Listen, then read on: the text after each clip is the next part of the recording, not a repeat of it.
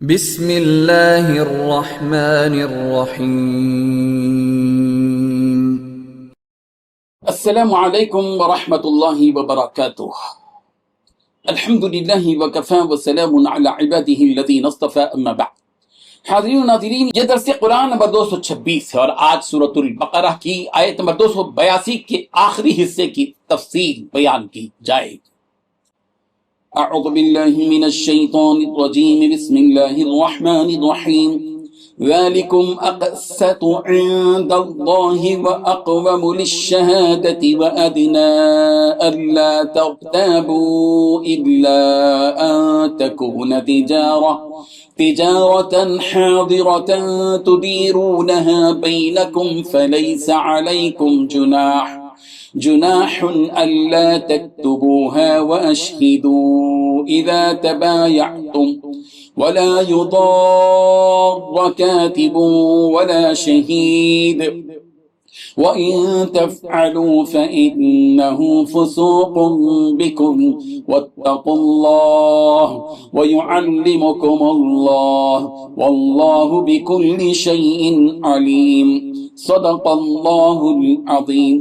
لفظی ترجمہ یوں ہے، ذالکم اقسط، یہ بات زیادہ قرین انصاف ہے، عند اللہ، اللہ کے نزدیک، واقوم للشہادہ، اور گواہی کو درست رکھنے کا بہترین ذریعہ ہے، وادنا، اور اس بات کے قریب ہے کہ اللہ ترتابو، تم شک میں نہ پڑو، الا ان تکونا، ہاں اگر ہو، تجارتا حاضرہ، ایسی نقد لین دین کے تدیرونہا بینکم، جس کا تم آپس میں معاملہ کر رہے ہو، فلیس علیکم جناح، تو تم پر کوئی گناہ نہیں ہے کہ اللہ تکتبوہا، کہ تم اس کو نہ لکھو، واشہدوا، اور گواہ بنا لیا کرو، اذا تبایعتم، جب تم آپس میں خرید و فروخت کا معاملہ کرو، ولا یضار، اور تکلیف نہ دی جائے، کاتب، لکھنے والے کو، ولا شہید، اور نہیں گواہ کو، وَإِن تَفْعَلُوا، اور اگر تم ایسا کرو گے تو فَإِنَّهُ فُسُوقٌ بِكُمْ، بلا شبہ تمہاری طرف سے نافرمانی ہوگی، وَاتَّقُوا اللَّهَ، اللہ سے ڈرو، وَيُعَلِّمُكُمُ اللَّهُ، اور اللہ تمہیں تعلیم دیتا ہے، وَاللَّهُ بِكُلِّ شَيْءٍ عَلِيمٌ، اور اللہ ہر چیز کو جانتا ہے۔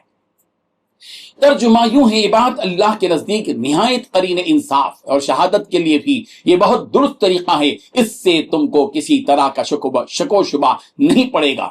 ہاں اگر سودا دست بدست ہو اور تم آپس میں لیتے دیتے ہو، تو اگر ایسی معاملے کی دستاویز نہ لکھو تو تم پر کچھ گناہ نہیں، اور جب خرید و فروخت کیا کرو، مثلا زمین جائیداد کی، تو گواہ بنا لیا کرو، اور کاتب دستاویز اور گواہ معاملہ کرنے والے کا کسی طرح کا نقصان نہ کریں۔ اگر تم لوگ ایسا کرو تو یہ تمہارے لیے گناہ کی بات ہے، اور اللہ سے ڈرو اور دیکھو کہ وہ تم کو کیسی مفید باتیں سکھاتا ہے، اور اللہ ہر چیز سے واقف۔ سورہ بقرہ کی آیت نمبر 282، جو پورے قرآن مجید کی سب سے طویل یعنی لمبی آیت ہے، اس آیت کا یہ تیسرا اور آخری حصہ ہے۔ اس حصے میں رب ذوالجلال نے 6 باتیں بیان کی ہیں۔ پہلی بات، مالی معاملات میں لکھنے والے شخص کا نہ اکتانا اور ہر معاملے کا پوری طرح لکھنا اللہ کے نزدیک زیادہ انصاف کی بات ہے اور گواہی کے درست ہونے کا باعث ہے، اور اس بات کی بھی قرین ضمانت ہے کہ آئندہ اس معاملے میں شک میں مبتلا نہ ہوں۔ دوسری بات، جو لین دین نقد ہوتا ہے اور ایسے معاملے بار بار ہوتے ہیں، اس کو نہ لکھنے میں کوئی حرج نہیں ہے۔ تیسری بات، جب تم خرید و فروخت کا معاملہ کرو تو گواہ بنا لیا کرو، اس کا فائدہ یہ ہوگا کہ اگر خریدنے اور بیچنے والے کے درمیان اختلاف ہو جائے تو گواہی کی گواہی کام آئے، گواہ کی گواہی کام آئے گی۔ چوتھی بات، جب کوئی کسی معاملے میں گواہی دے یا اس معاملے کو باضابطہ لکھے تو اس بیچارے کو صاحب معاملہ افراد کوئی تکلیف نہ پہنچائیں، ایذا رسانی سے گریز کریں، اور اگر تم گواہ کو یا کاتب کو کوئی غضب یا تکلیف پہنچاؤ گے تو یاد رکھو یہ نافرمانی کی بات ہوگی۔ پانچویں بات، ان مالی معاملات میں ظلم، دھوکہ، خیانت، جھوٹ وغیرہ کے ذریعے ایک دوسرے کے حق نہ مارو بلکہ اللہ سے ڈرو۔ چھٹی بات، آپسی معاملات کو صاف و شفاف رکھنے کے لیے اللہ تعالیٰ اس قدر صفائی کے ساتھ تمہیں سکھا رہے ہیں، اس کے باوجود اگر خلاف ورزی کرو گے تو اللہ تعالیٰ کو ہر چیز کا پورا علم ہے۔ رب ذوالجلال ان آیات کو سمجھنے کی اور ان پر عمل پیدا ہونے کی توفیق عطا فرمائے۔ آمین۔ وآخر دعوانا ان الحمد للہ رب العالمین۔ ڈیلی درس قرآن کو سبسکرائب کیجئے، اپنے تاثرات اور مشورے ارسال کیجئے، اور متعلقین کے گروپ بنا کر انہیں روزانہ درس قرآن بھیجیں اور اجر ثواب پائیں۔